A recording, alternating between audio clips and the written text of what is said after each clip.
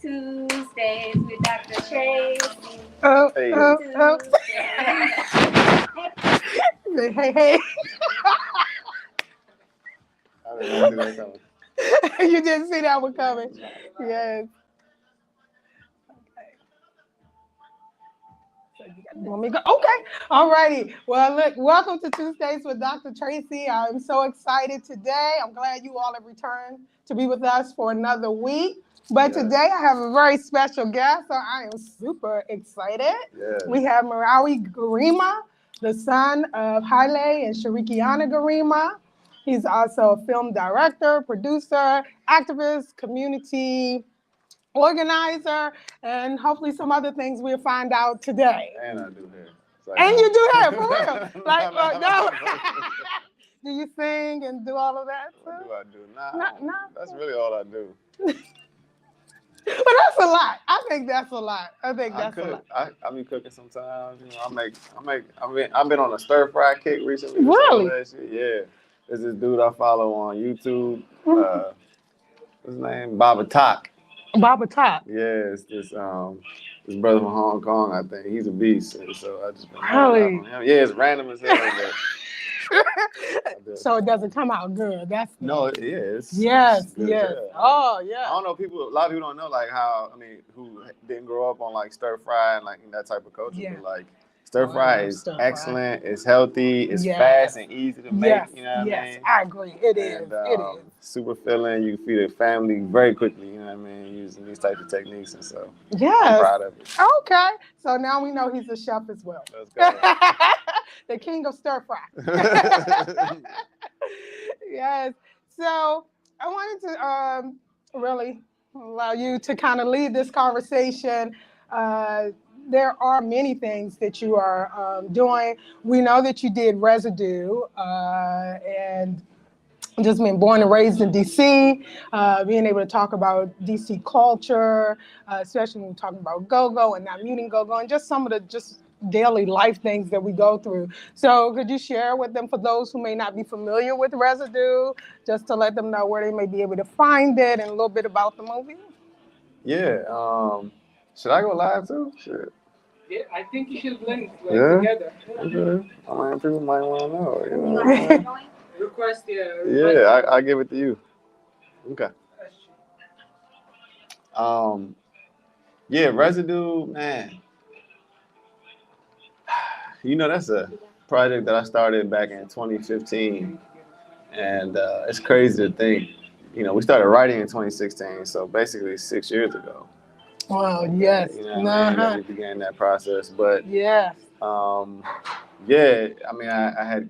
I went to film school in 2015, and I stayed in LA for a year, which is kind of longest. I didn't come home for the break, you know what I mean? I stayed for the whole school year, and that was the longest I had been away from the city. So when I came back and saw how much it had changed in 1 year. Yes. Oh, man. You know what I mean? Yes. I was so upset.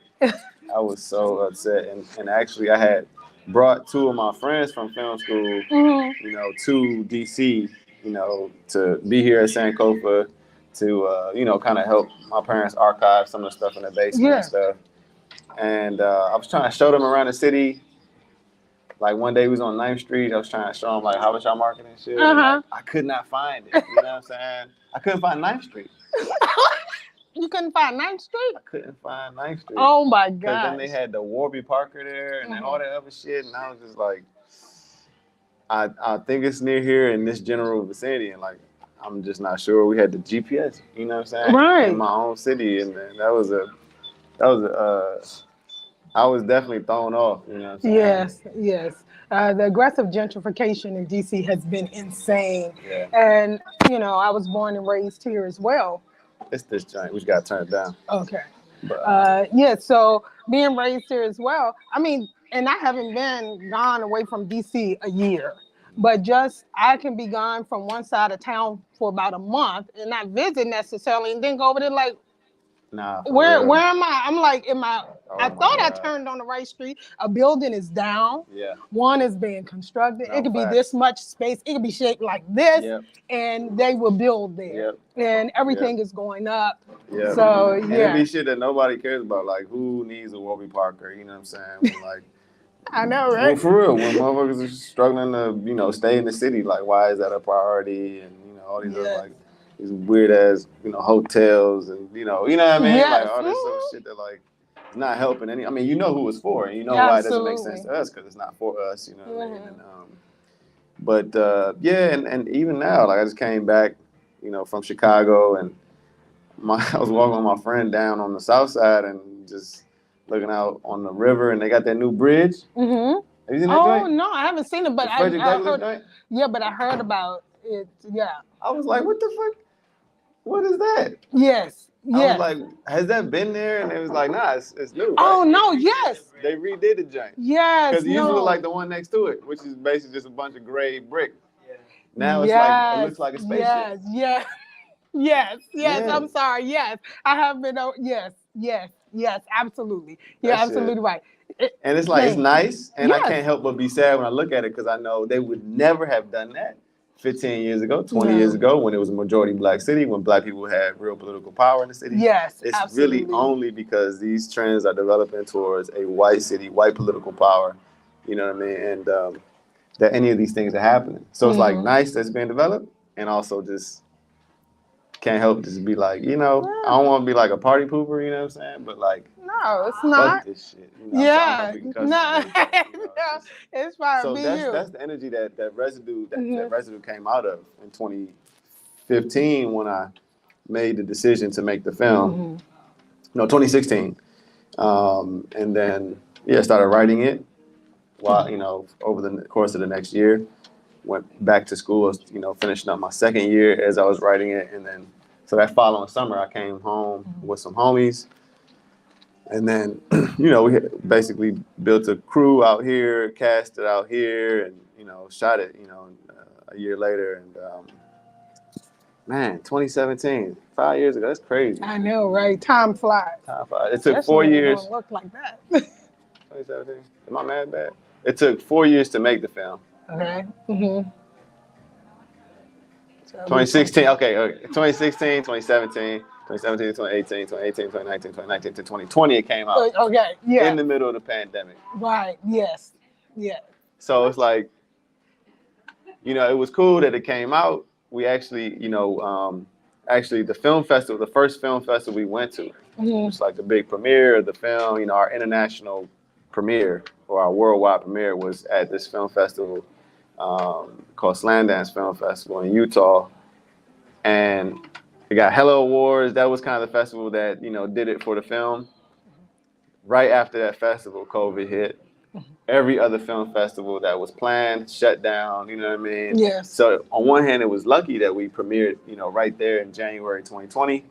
But then on the other hand, it was just like the whole rest of the year, we couldn't go to any other festival until later during that summer or the fall.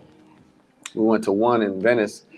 But outside of that, the whole release was just kind of subdued, you know what I mean? Yeah. That was kind of sad because I really wanted to show that film, physically in DC to a crowd of DC people, you know what I'm saying? Like, yes. We did get to show it to family and friends here. We had a family and friends screening before we even went to the festival here at Sankofa.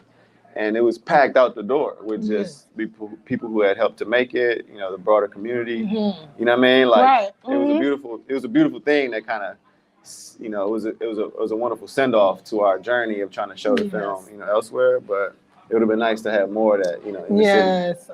COVID impacted so much and in a negative way. But I guess on the flip side, the positive thing was that there were so many people at home that people were watching Netflix more and, just all types of live streaming and things because they needed things to fill up their time. So you actually probably may have had more people watching that probably wouldn't have watched it as quicker had life been going on as usual. That's true. So it may have balanced out in some type of way like that. Yeah, but what's funny is we'll actually never know because Netflix at that time was not releasing information on like streams and stuff. So people be asking me like how many people watched the film and like, oh man, it's fucked up because you'll never know. Yeah. Now they release information for films that have over a certain amount of streams and stuff. But that's just this year. You know what I'm saying? Wow. And Okay. so Okay. I mean, I think it did well. I think a lot of people saw it in DC. You know what I mean? Right. But it's hard to measure. Yeah. Well, I hope some more people will add to that number. So You know, it just you came know, down. It was only on Netflix for 3 years. What? Yeah, so it just came down in September. Get out of here. Well, But how can they get a hold of it then? Hit me for the link. It's like, nah, don't do that. Don't do that. But we're looking to find a new home. Okay. So we'll definitely be announcing that. Okay. When Okay. it comes Okay. out. Yeah. Yes. Yes. Well, when that happens, we'll have to let you all know so that Yes. you all can check it out because it is absolutely amazing. And it also speaks to how in DC with that aggressive gentrification, how people are locked outside of the economy and then have to find other ways to survive and thrive and make money, you know, to take care of their families and do what they do. It's a very important issue, especially when it comes to life here in DC for our Black folk and those who also may be more low income and the various struggles that they have and how the aggressive gentrification adds more burden to their present struggle. And we want that to change. Which leads us to my second question. Your activism and community organizing. Now, I saw you were doing something with those who were doing more like a re-entry program for prisons. Was that with, Kind of. Yeah, that's one of the things. And then, of course, you're very passionate about Palestine and what's going on there, as many of us are, especially in the Black community. So, can you so, you know, in Chicago, I'm a part of this organization that's called the National Alliance Against Racist and Political Repression. And it's actually an organization that came out of the movement to free Angela Davis in the 70s. Okay. So it's been around 50 years. We had our 50-year anniversary conference earlier this year, a couple months ago, and it's nationwide. It's an incredible organization, and our two, you know, kind of platforms. You know, one is community control of the police. You know, for people to have a democratic say. You know, not like police boards where it's just policing themselves, but where people are involved in the process. Say who polices our communities and how our communities are policed. Another part of our work is freeing people who have been wrongfully convicted. So Chicago is the wrongful conviction capital of the United States. Really? Yep. Oh, wow. By our estimate, over 1,000, you know, Black and brown men and women, you know what I mean, wrongfully convicted. And hundreds of them are still locked up. I think that so far, I think this year or, you know, in recent years, the city's paid almost $1 billion in you know, paying people, you know, who are finally able to get out and then have to, you know, get their civil lawsuits, you know what I'm saying? And they end up paying up a lot of money because it's true. They have a history. I mean, it's also the police torture capital of the United States. So Chicago has this history. It's the darkest shit ever, where basically this officer, this Vietnam vet, his name was John Burge, cut his teeth in the Vietnam War by torturing Vietnamese prisoners of war. You know what I'm saying? Oh, wow. And when he came to the United States, he brought that skill set with him and became a commander in the Chicago Police Department. Really? And he was torturing Black and brown men and women on the south and west sides of Chicago for decades. And when I say torture, I mean like he created his own devices that could electrocute you and leave minimal marks. You know what I'm saying? Oh, yeah, that's straight military type straight stuff. Up, straight up. They were burning people. They were beating people with phone books. They were mock executing people. You know what I'm saying? They would lock you up for days with like no food and water. They would, put the bag over your head. You know what I'm saying? Suffocate you. It was sick. God. It was sick. Yes. And actually, he trained other officers. You know, these officers who did the night shift, they called themselves the midnight crew. And some of them are still on the force. They trained other officers. So now we're in Chicago dealing with the third generation of torture cops. Wow. In fact, this original torture cop, John Burge, he was exposed, but never did a day of time for torture. think he did maybe time for lying in court, but other than that, never did time for. He died free, probably somewhere in Florida, you know, the rest of all white folks. Wow. And he, yeah, so now we're dealing with torture with officers who's thrown the force. One of them, the highest paid Chicago police officers, Brian P. Forberg, who's got 15 people by our crime, 18, I think. And my co-chair in the work that I do, you know, she's got some loved ones that he has locked up. Wow. And so it's a whole situation in Yeah. Chicago. It's a whole That is situation, but crazy. it's indicative of the rest of the United States. You know what I'm Yes, saying? This is yes. all over the Yes. country. But But it's that's the main concentrated. thrust of my organizing work in Chicago. Mhm. And you know, while I'm doing that, you know, of course, this genocide is going on in Palestine. Yes. And our organization, the National Alliance, has, you know, we've stood with the Palestinian Liberation Movement since, you know, day one of the organization, Absolutely. before I was even born. You know what I'm Yes. saying?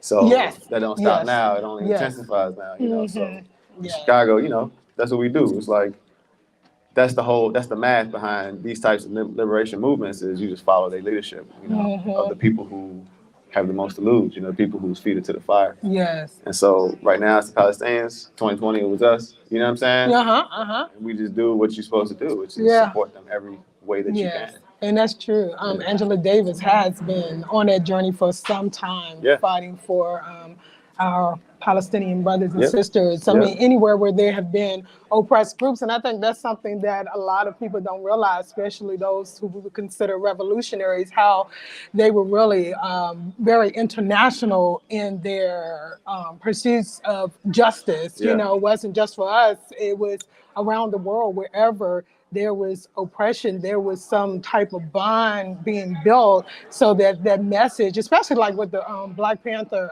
Party, you saw a lot of that around the world, actually, but definitely in Africa. Yes. So how people have been involved in that international. You know what's interesting is, so we have this really incredible history in the Black, you know, liberation movement of standing in solidarity with Palestinians. But then, of course, we have a history of Black folks who oppose that solidarity. You know what I mean? Yes. And right now, you see a whole ocean of Black people who are just up in arms from Palestine. But back in the day, it was actually the other way around. In 1967, SNCC, Student Nonviolent Coordinating Committee, they released a pamphlet on, you know, did you know, kind of pamphlet about facts about Palestine. You know what I mean? Right. And the way that Israel is a colonial occupying force in Palestine. Yes. Just like all these other white countries in, you know, these African countries that we're working, you know, on and we talk about all the time. It's an incredible article with just the sharpest facts. You know what I mean? Yes, laid them out. And easy read, it's funny because they were attacked immediately by like Black elite politicians. You know what I'm saying? Oh, of course. You know what I mean? Yes, because they connect to the money. Rustin, who they just made a film about on Netflix. Yes, yeah. Philip Randolph. You know what I'm saying? All like these kind of like. So it's like it's an important reminder of, you know, in all these situations where we see, you know, the people standing in solidarity with the other people. You know what I mean? How actually those moments show class differences within our own groups. Yes. You know what I mean? Absolutely. And whose interests are aligned and whose are not. Yes. And that's why we say the Palestinians are gifting the entire planet right now, because this shit in one question divides the people who are with us from the people who are not. You know what I'm saying? People who are with the people. And then the people who say they are, like, you know, Bernie Sanders, AOC and them. But when it comes to Palestine, you side with the occupying force. Yeah. You know what I'm saying? You'll allow genocide to continue rather than to tell them to stop. Right. It's the most clarifying, you know what I'm saying, moment that we've ever seen, you know what I mean? And the mainstream media, the way they've been overthrown and their ability to control the narrative, it's the most amazing shit you've ever seen. Yes. You know what I'm saying? And I think about how they use Christianity. So it was very interesting that Pope Francis just made a statement. Oh, yeah. Did you see I that? saw that. He's radical anyway. I mean, you yeah, know, yeah. with most of his things. So I'm not surprised Yeah. that he would finally speak out Yeah. as it relates to Gaza. And I'm glad he did. Yeah. And I think more people should. Some people get scared, you know. And a lot of times people are connected with Christianity. Yeah. Which is very interesting. And so it's like this solidarity they think they have to have with Israel Yep. because of Christianity. So it's built on this false sense of everything. Yeah. I mean, but you would have to know the history, and a lot of people don't. They think somehow if they say something against Israel, they speaking against Christ, they speaking against God, and somehow another is wrong. But it's like, how can we say that God will condone the genocide of innocent people anywhere? Yeah. And I was like, so when it comes to genocide and that type, I don't care whatever genocide is happening, I'm on the side of humanity. Yeah. And I believe I am on the side of God's love. And therefore it is wrong wherever that thing is happening. Facts. And yes, so there needs to be a ceasefire. There needs to be more peace talks. They need to stop occupying, you know, the land. We can go so deep. So I don't want to go down too much of a rabbit hole. I know, because it is so easy. You said, let's do that. No, I was going to just add to your point around like the black church, for example. There's some that are on the right side of this, you know, standing with Palestine, but there's some who are, like you said, caught up in this historical, you know, kind of connection that they've had, you know, to these kinds of stories in the Bible around the Jews escaping from Egypt, which was a metaphor for, you know, enslaved Africans escaping from, you know, slavery, you know, which makes sense. It makes all the sense in the world, you know, why that, you know, those stories at that time could be so useful and develop these kinds of feelings that black folks have around Israel. But that was then, you know what I'm saying? Yes. And right now, like you said, the situation ain't that. It's very clear to see. Yes. You know what I'm saying? That this is a colonial settler occupying force. Absolutely. You know what I'm saying? Yes. Literally doing what the white people who had enslaved black people were doing. They're literally copying their playbook. You know what I'm saying? Yes. And so to me, it takes a slight tweaking of the roles in these stories in the Bible to make them applicable to this moment in a revolutionary way rather than a reactionary way. Yes, but I think that's the beauty of black theology, because I think it has always done that. That's even the birthing of it. We know James Cone coined that phrase, but even if you stretch back before that, it was already something that was taking place. He just coined it. He just dropped the phrase on it, you know? You're right. And I think that, like, you know, this theology as interpreted by the people, you know, has that kind of revolutionary inclination because black people don't need much to understand. You know what I'm saying? Who we stand with on this point. You know what I'm saying? With just a few factoids, they know we stand with the Palestinians. Right. But there are, again, black people within our population who stand to benefit from the continued occupation of Palestine by Israel. You know what I'm saying? Absolutely. Who will play their part in the church, you know what I'm saying, in politics. Yes. Pushing this narrative, you know what I mean, using our old, you know, connections to the Bible to continue to try to divide us, you know, from Palestinians. You know what I'm saying? But unfortunately, it's not working. Right, it's not. But even in and this is the last thing I say on it, even with the biblical aspect, if you're looking at it, there were times where Israel was out of order, or the leadership was out of order many times in the Bible, and then God ended up, according to the Bible, having to correct them in their behavior and deal with that leader. So it's not like, oh, it's something strange to come upon a time then when we have that same thing, which is going on present, you know. So that's a great point. It's very very interesting. Yes. And I also want you, while you're sharing, because I know people are very engaged and interested in what you're saying, so make sure you share with them how they can connect with you on social media. Oh yeah, Garima Gang. Hey, that's easy. _gang. That's all my socials. Yes. And so another thing, just kind of flipping back to the film. Now, dealing with Hollywood, there's a lot going on. I think, what is this gentleman's name? Keys, Christian Keys or something? Have you seen that? He's He's a gentleman that's played in a lot of, I think, like Tyler Perry's movies or plays. But anyway, he spoke If you can recently. pull it up, I don't know. Oh yeah, okay, yeah. But he was speaking about having been sexually propositioned by a very wealthy man. Did you now you know what I'm talking about? No. Okay, no. I thought you were talking about the politician who was like the Zionist lobby tried to pay me $20 million to oppose so and so in the elections. Oh no, this one is different. Yes, Christian Keys. Okay, yeah, you have a picture so you can show him. Then he may have seen it on a scroll on Twitter or something.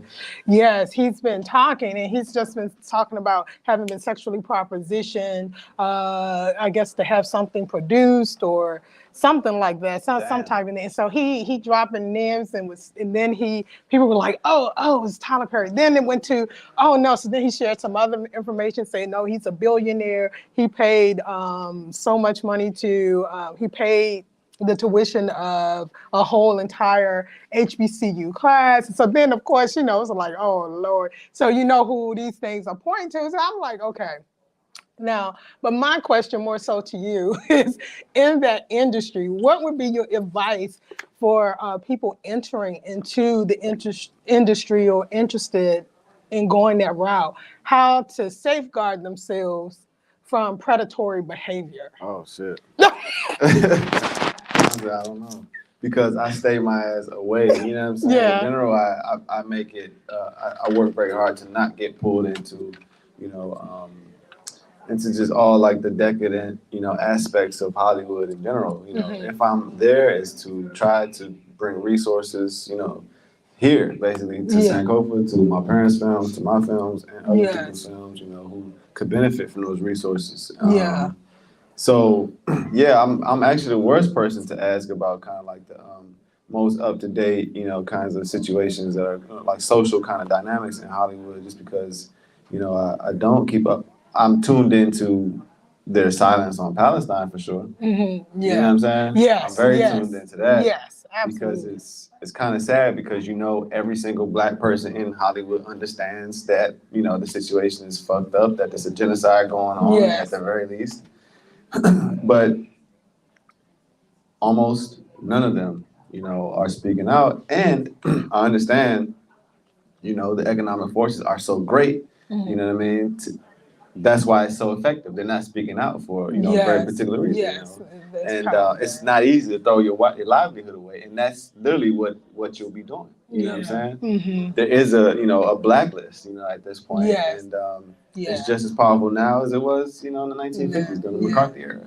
And like Angela Davis said, the logic of McCarthyism is inserting itself into Zionism right now, and I think that that's sad to see, though understandable that it's so effective, and still I think there's so much work to be done in Black people and everybody else in Hollywood really fighting to oppose this political repression that's coming down on everybody's head. So, it's like you want people to speak out, and you like, just do it.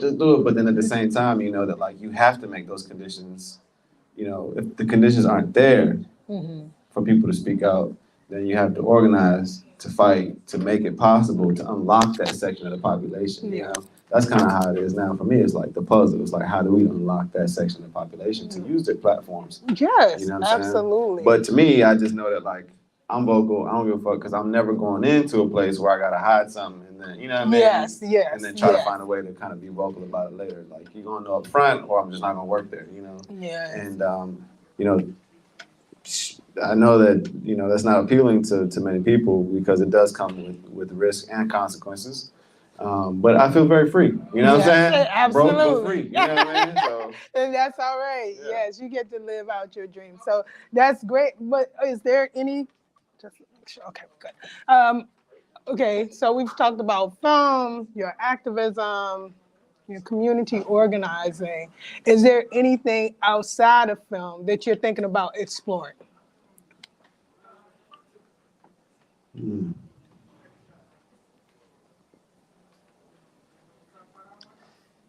That's a good question. I used to ride motorcycles. Really? Yeah, and at one point it was between like race motorcycles or go to film school. Get out of it. Well, that's dangerous. I know. Racing, driving them, I mean, riding them is bad enough, but racing them? Nah, I seriously. can't even imagine. Now I look back and I'm like, damn, like that was really wild. And I crashed a couple. I mean, I ain't crashed head on or anything, but I definitely came off my bike a couple times, and it's very dangerous. But strange enough, the safest place to be is on the racetrack because there's no cars and shit to hit. You know what I'm saying? Yeah. But how fast are you going though? I mean, how fast is that? Fast, yeah. Fast. But it was definitely something that like I felt that like I could try to pursue. It's thrilling as you can imagine. You know what I'm saying? Like all the challenges that are there that you would want in something, the physical, the mental, types of challenges. But nah, I mean, I'm glad I went to film school. What would I like to be doing? Well, I want to start traveling through the South. I got 2 film projects I want to be doing that are based in the South. Okay. So I'm starting to try to, develop opportunities, with folks, family and friends in the South, to spend a lot more time there because, the way I like to make films is I like to be, you know what I'm saying? Yeah. Rather than writing about shit I don't know about, I like to know about it first. Oh, yes, yes. So, yeah, hopefully I'll be kind of taking my truck, the same truck that people saw on Residue, the white truck, the red truck, you know what I'm saying? And just being on my motorcycle diary and shit through the South, you know what I'm saying? Starting in Alabama, certainly go to South Carolina, you know what I'm saying? Parts of Georgia, Florida, where black people are, is always a good time. I went to FAM, so. Oh, you did? Yeah, Tallahassee. Yeah. Okay. Yes. That's an amazing place. I went to their homecoming. That was last year. Oh, that thing was lit. FAM is that was a different experience, and especially, of course, with Howard. So, I'm there.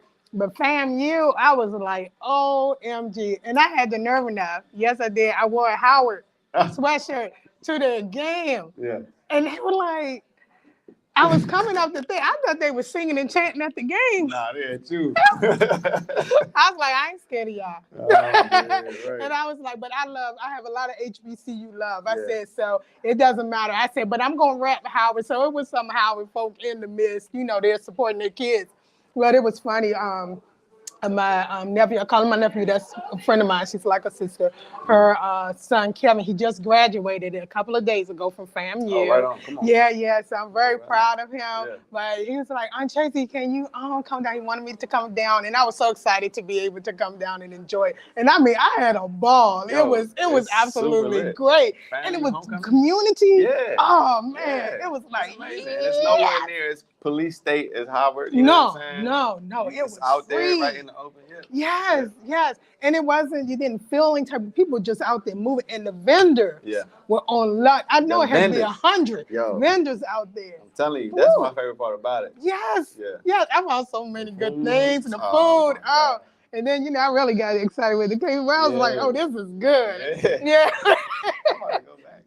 Okay. Yeah. But I'll just end by saying, also, I think novel writing is also interesting to me because it takes away all the most prohibitively expensive aspects of filmmaking. You know what I'm saying? You can write a novel on your own. You know what I'm saying? In your own house. You ain't gotta worry about no crew, cast, all that, expensive shit. You can have your own book. You know what I mean? Like, so that's something I'm interested in. So you're working on film projects and you may even write a book. While I ride my motorcycle. While you ride your motorcycle.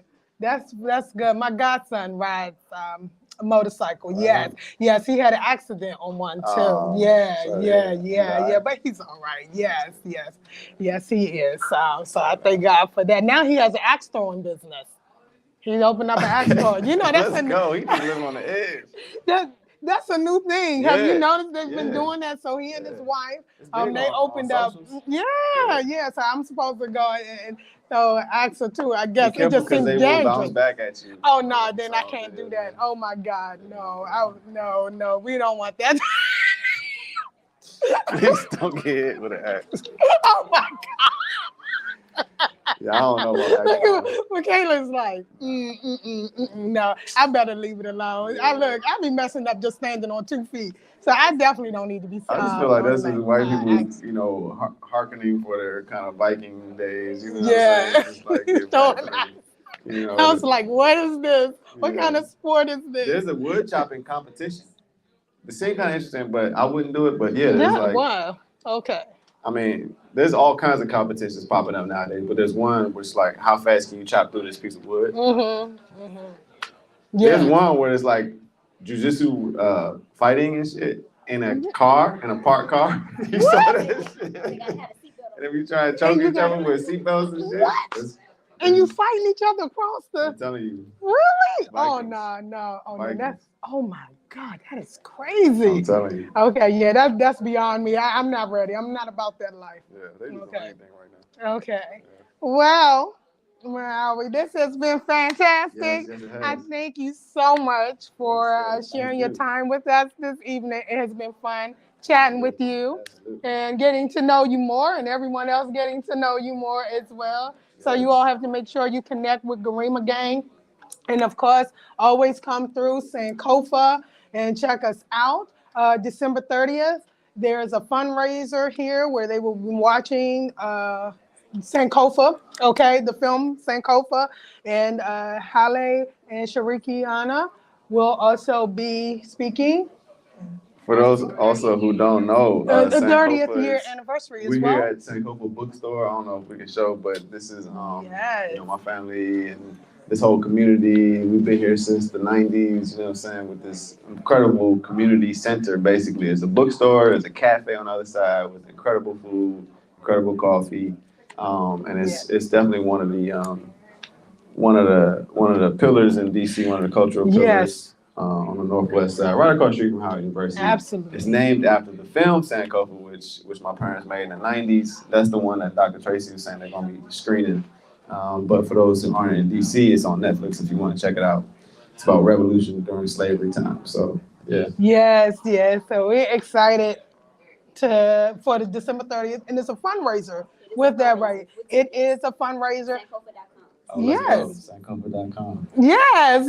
But if you can't make it, you can also go online. It's a QR code, right? Where you can just donate. Yes, if you want to make donations. Definitely donate. Keeping a bookstore, a black bookstore in DC, which is, as the Washington Post said, the most intensely gentrifying city in the nation. It's definitely no small task. So, yeah. Yes. Support. Support. Share, support. Yes, absolutely. So thank you. Appreciate y'all. All right. Thank you, Dr. J. Yeah, thank you.